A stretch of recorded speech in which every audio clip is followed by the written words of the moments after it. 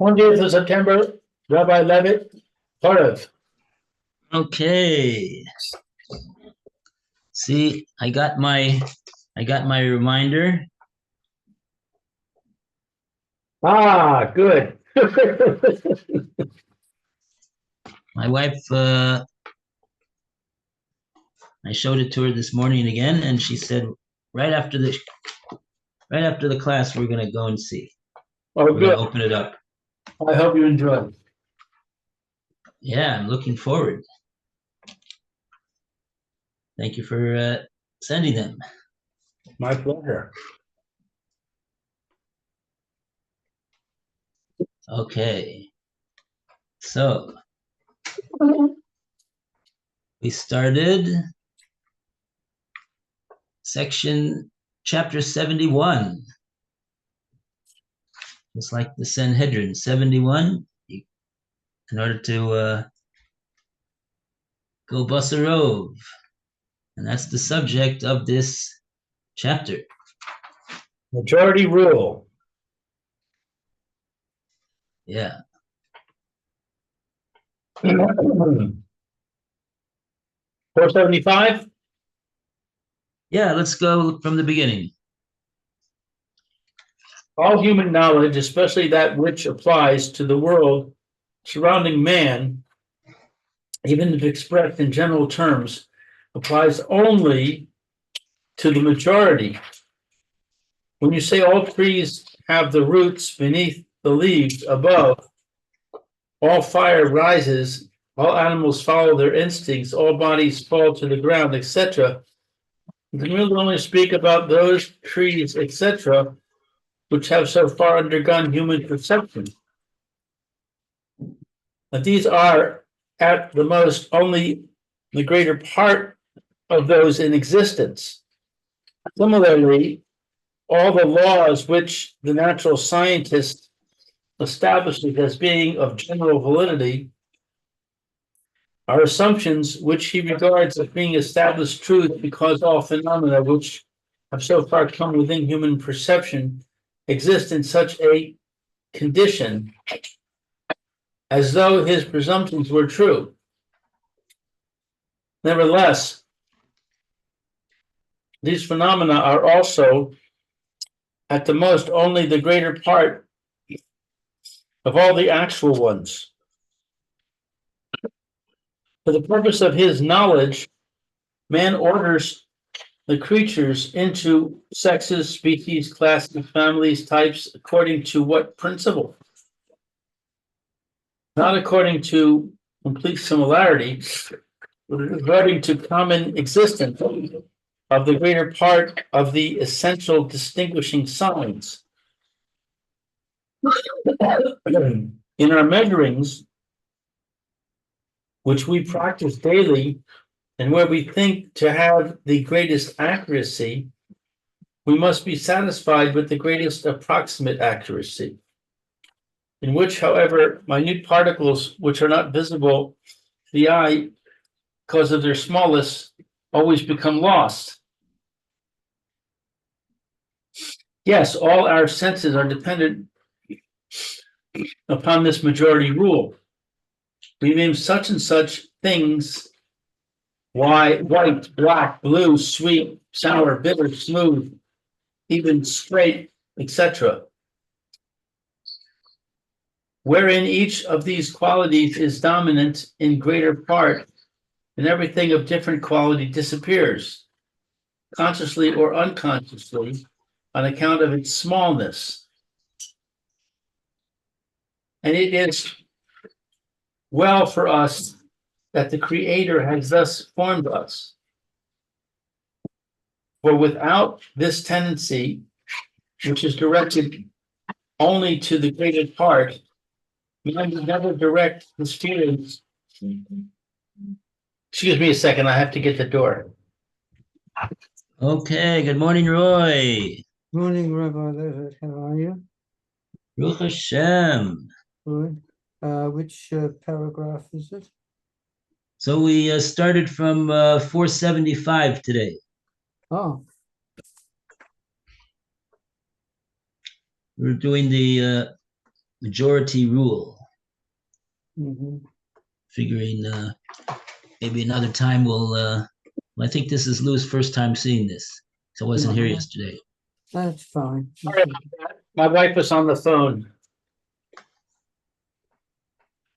Okay. Should I continue? Have you started reading, Ron?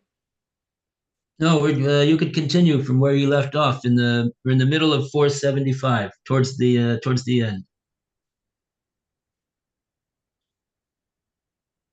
Um, It is well for us that the Creator has thus formed us. it is well for us. It's 6 lines down. Mhm. Lines down from the top. Yeah. Um, On 353 page. 353, 6 lines down from the top. Okay, 4, 5, 6. And it is well for us that the Creator has thus formed us. For without this tendency, which is directed only to the greater part, man would never direct his feelings or constructive thought towards regarding things as a whole. If the individual phenomena were to seize man's mind and imagination as strongly as the majority of phenomena, he would only know many fragmentary individual beings. Yes, many fragmentary individual sensations. We are also so conscious of this law, which has been implanted within us, that after we have put to the proof the greater part of a certain category of creatures and phenomena, we implicitly assume these qualities to exist in all the rest, e.g., in the case of men, trees, bodies, seasons of the years, illnesses, etc., which face us for the first time, and we set everything which is really different into the category of exception. Also, most necessarily does all human behavior follow the majority rule.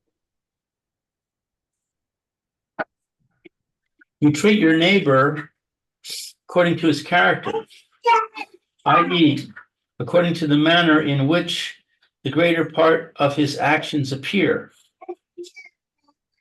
A father can give to his home, a teacher to his school, a council to his community, to its community, a government to its town, a prince to his country. Only those facilities which suit the greater part of the members of the home, school, community, town, and country. Yes, in every single action, you can foresee only the greater part of all possible effects and be guided by them.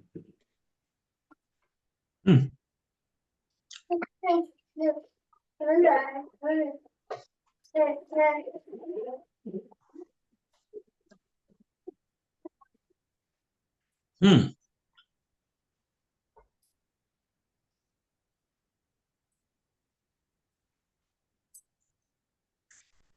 It's very interesting what he says over here.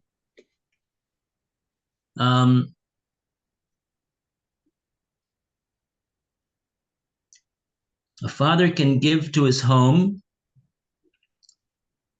only those facilities which suit the greater part of the members of the home. So the way that he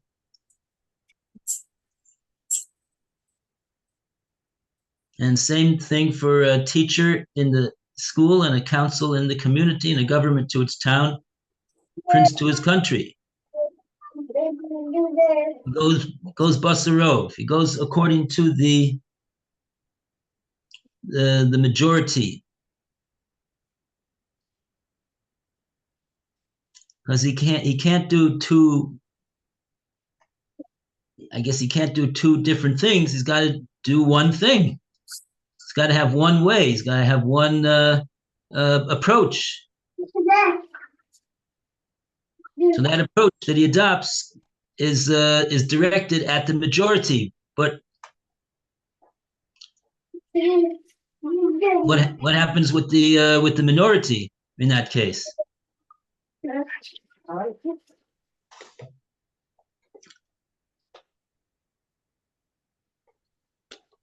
So he's not talking about that, but this is what I'm understanding what he's saying, that this is what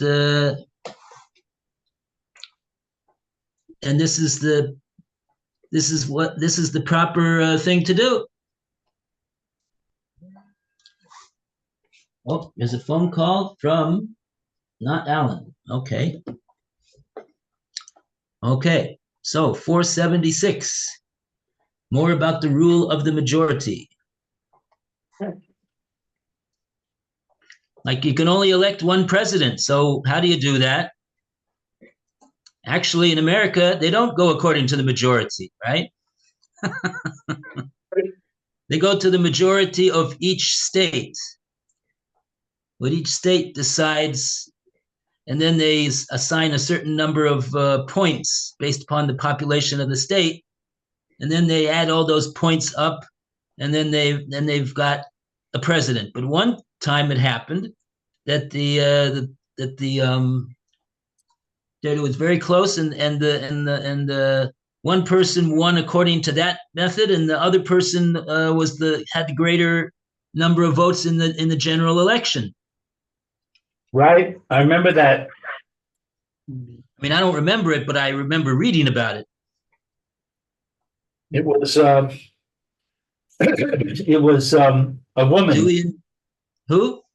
A woman, Clinton, Mrs. Clinton.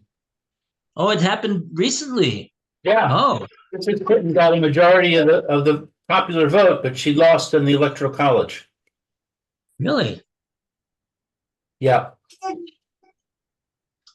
I thought you elected it to the most incompetent. they elected the most incompetent. Yes. The person who's more incompetent will win the election. Mm-hmm. That's what it looks like.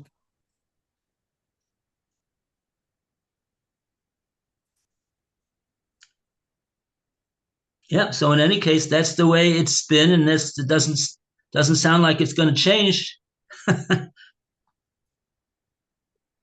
So that's interesting.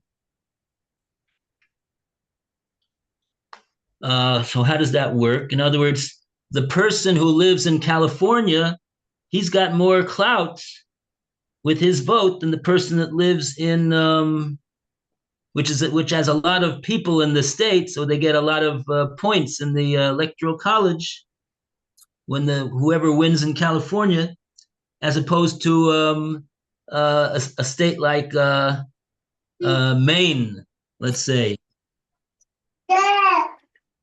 which has very few people living in that state.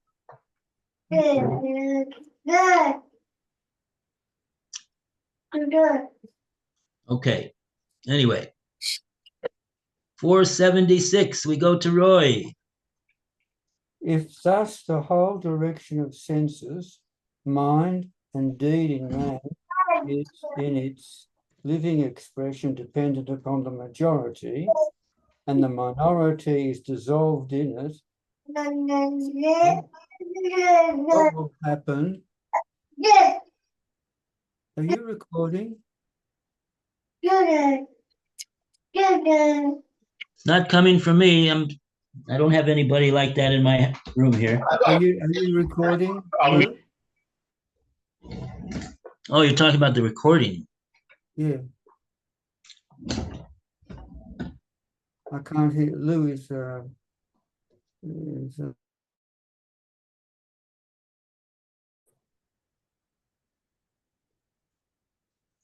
No? I can't see that. Looks like it's recording. Is it? Oh, I'm sorry. Yes, it is. Right, sorry. I got caught with the way it's set up here. Okay, sorry. If all right. If thus the whole direction of senses, mind, and deed in man is in its living expression dependent upon the majority, and the minority is dissolved in it, what will happen if this living expression is permeated by the divine task and teaching, and human life becomes an image of the divine teaching? Will God then demand divine certainty and precision, which in most cases is unattainable by man? Or will he assume only the limited human manner of approximation for which alone his wisdom created him? The answer is obvious, and it is confirmed by the application of the majority rule, Rov, in the entire sphere of Jewish law.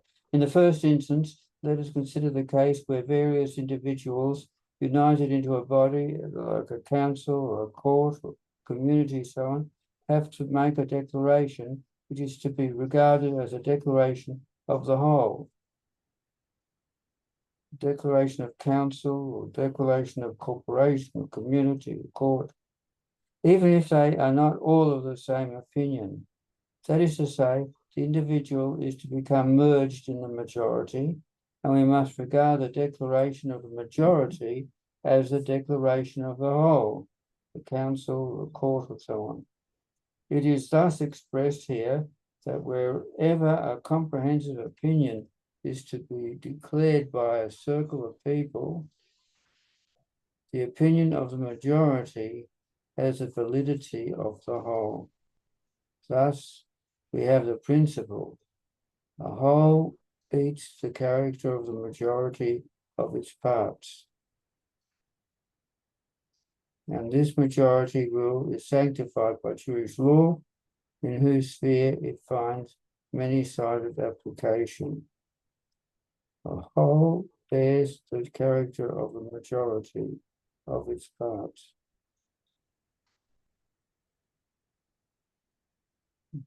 The majority rule is sanctified.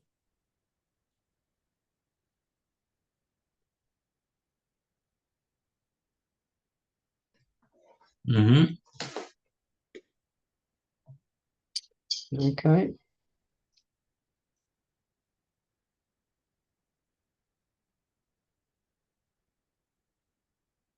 Okay. 477. Back to Lou. Who has to Oh, Ellen's coming in. Alan, yeah, good, yeah. Ezrat Hashem. Sorry, be back in a moment. Right, so 477, is that where we are now? Yes. Okay. Good morning, Alan. Morning, Alan. Good morning. One, when one thing is mixed among various other things in such a way as is no wise to be distinguished, and thus the whole mass appears as a unity, and this single thing only affects the size of the mass and not its quality, Tarosav mean Femino and Tarosav Yavosh be Yavash.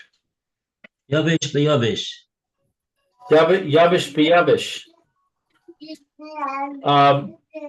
Its character is merged with that of the majority. And for us, the whole bears the character of the majority. Vittel Barov, nullified in the majority. Thus, a forbidden substance, Devar Ha'asur, is indistinguishably mixed among several permitted substances. The heter, the whole is to be treated as permitted, heter. 2. Similarly, for us, the minority substance bears the character of the majority substance from which it has been separated as linan basar rova.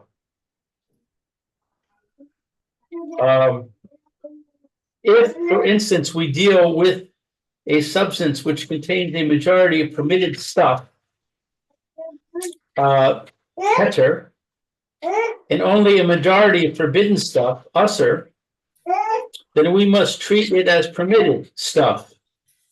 Rova de Isa Kaman. 3. We may assume that the unknown single item bears the character of the majority of its category. Rova delesa kaman. E.g., for example, that each animal is without injury, that each man is guiltless, that each married woman was married as a virgin and not as a widow or divorcee, as these last are in a minority, and so on. 4. Thus also do the takanos, ordinances, and gezeros, prohibitions of our chachamim, take into consideration only the needs and characteristics of the majority. The minority which does not bear that character is likewise subjected to the same enactment, lo plug, etc.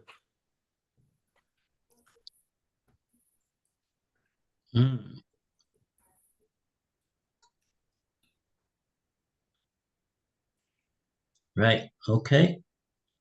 Interesting. So he's showing us it's not just a theoretical concept. It has halachic ramifications when it comes to kashrus, when it comes to matters of other matters of prohibition, and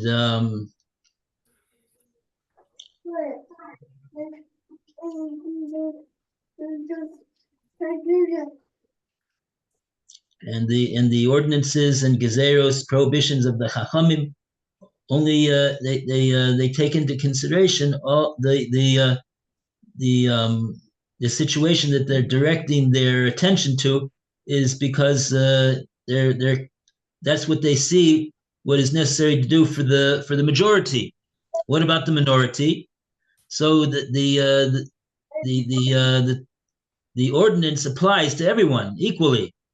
So we say lo plug, even though if the matter that they were directing their attention at to try to correct or to try to alleviate or so and so, what was not really relevant to the minority. But no matter, it was not directed at them; it was directed at the majority.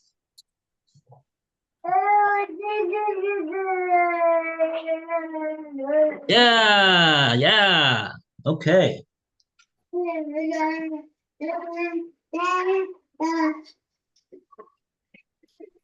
Sounds like we have another Talmud here in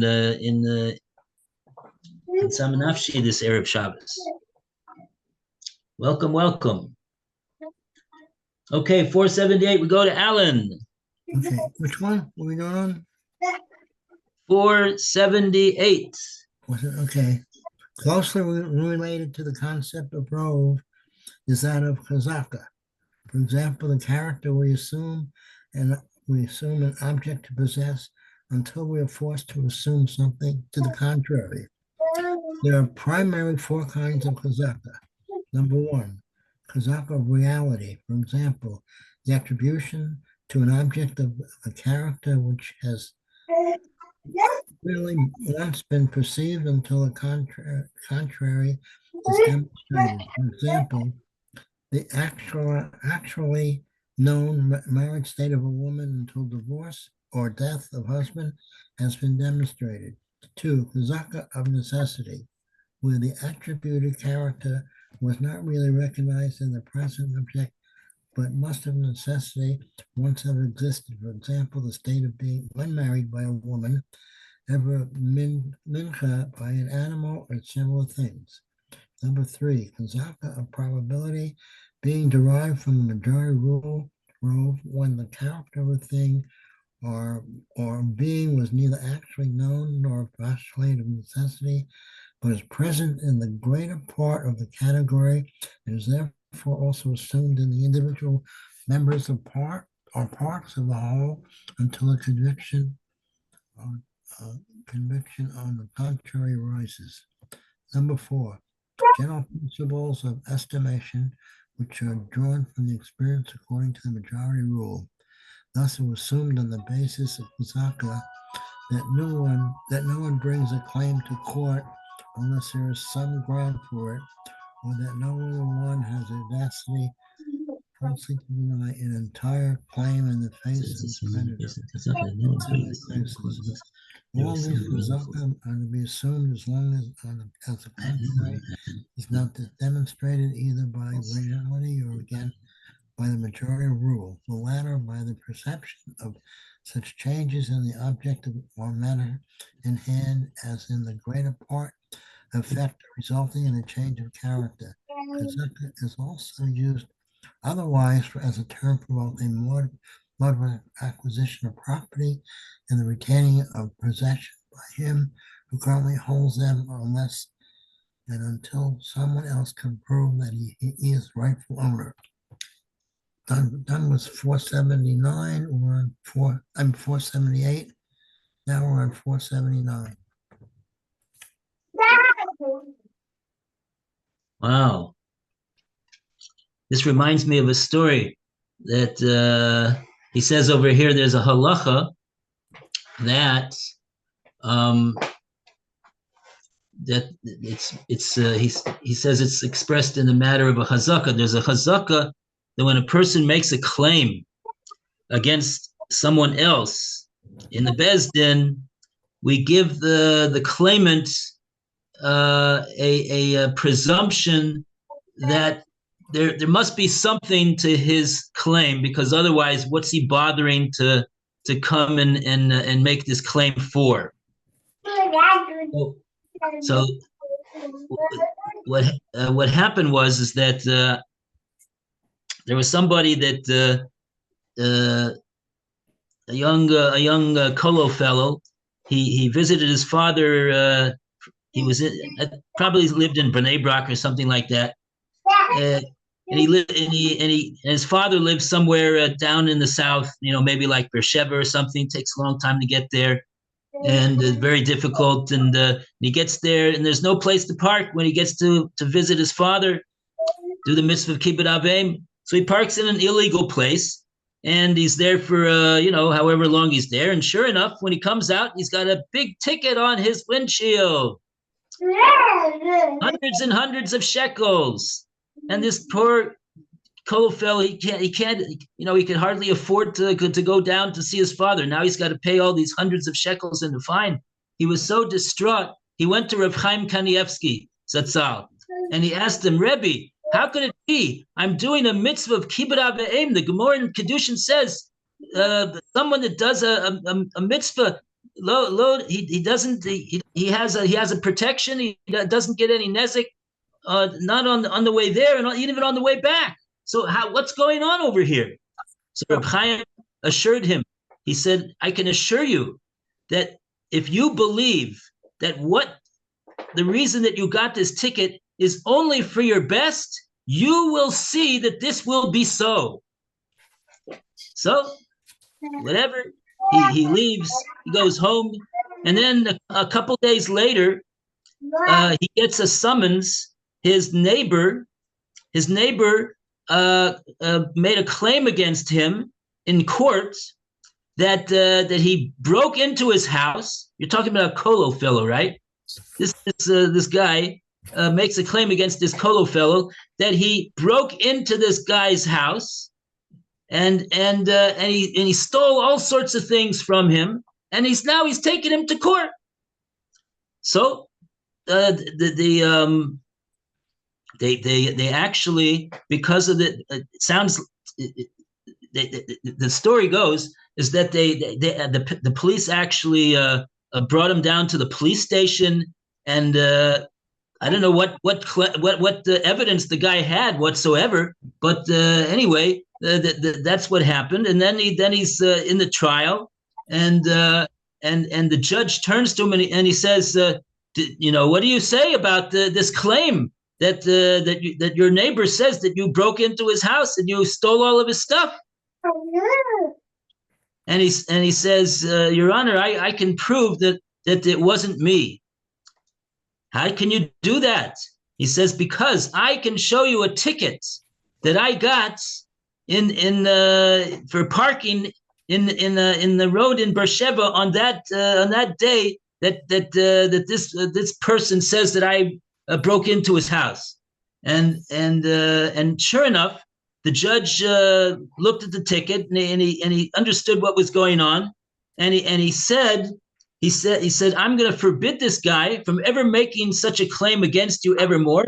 And not only that, I'm going to fine this guy punitive damages to the tune of 50,000 shekel for bringing such a false and causeless lawsuit against you. And all because of the fact that he had this ticket that he got for parking. He was able to avoid this case. Okay.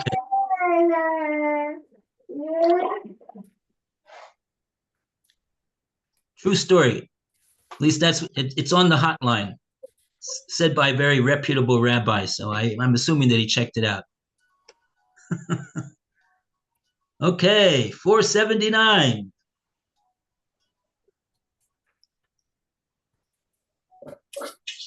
And who's next? I forgot. Oh, Lou's the one that read last?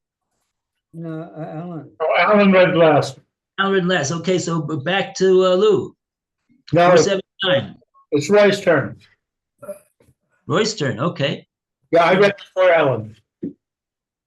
Oh, okay. All right, so 479. when one thing is not mixed with an unmixable majority. Unmistakable. Oh, unmistakable majority. I was wondering what it meant. But they exist in equal parts, or one of two objects has a certain quality, but we know not which, or if there's an equal number of reasons and an equal merit in the reason for each of two assumptions, then we have a sophic, a doubt. Then, if the object is ruled by biblical law, sophic derisa, the stricter of the two alternatives has to be assumed. As well, limits of the law, or cause a relationship which is forbidden by the law, sophic derisa lechumra. But if, for example, of three possible chances, two tend to one assumption and one to the other, a so-called double doubt, sophic, the doubt of a doubt results, and one again has to decide according to the majority. The sophic Rabbanan, namely a doubt which arises in the sphere of rabbinical decree, is really always a double doubt, as Gezerah, rabbinical decree, is itself only a protective fence, and there are thus two sides to heter, permission, and one to issa, prohibition. The two arguments which point to a heter are: one, that the rabbinical decree has in fact never been transgressed, and two, that even if it has been transgressed, a transgression of the law of the Torah was not caused thereby.